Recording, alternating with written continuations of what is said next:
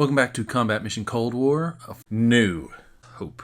On turn 26, with 5 minutes to go and 30 meters from the objectives, it was time for the final push.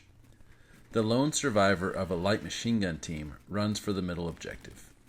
This green trooper charges right at a T-64, doesn't flinch as the tank fires, but rather stops to shoot some Russians in a building.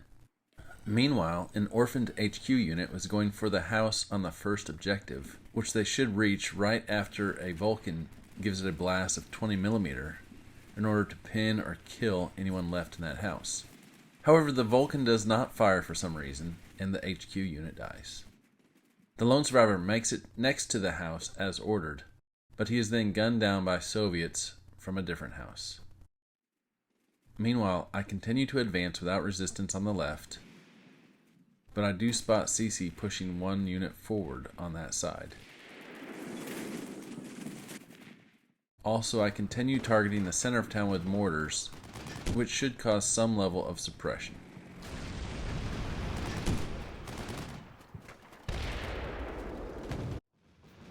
On turn 27, I order the Vulcan to target that house again, successfully this time, while I order 2 teams to go to these 2 houses.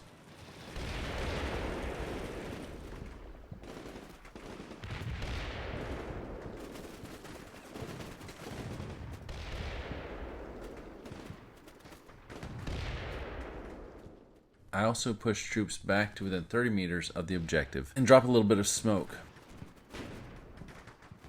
Since the 2 teams made it to the buildings on turn 27, it signals to me that I can push everyone forward and let my overwhelming firepower do its work. Mortars, Vulcans, tanks, grenade launchers, and 50 cals all unleash their fury onto the town.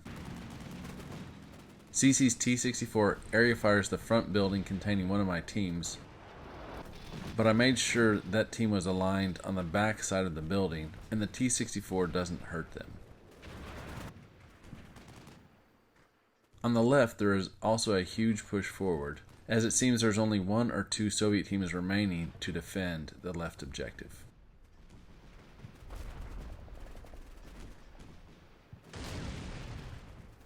On turn 29, I have 7 of my 9 mortar teams firing, with more ammo remaining than I will be able to expend.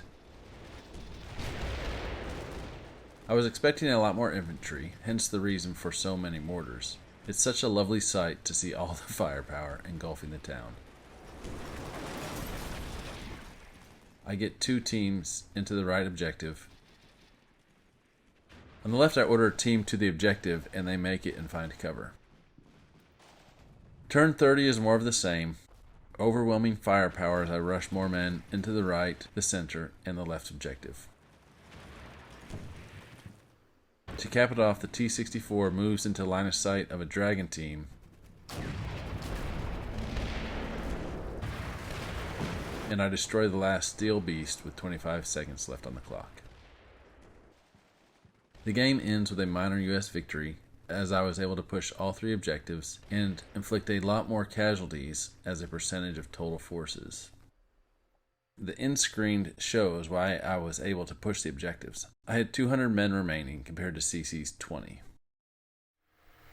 The CM gods definitely smiled on me with the Dragon kills.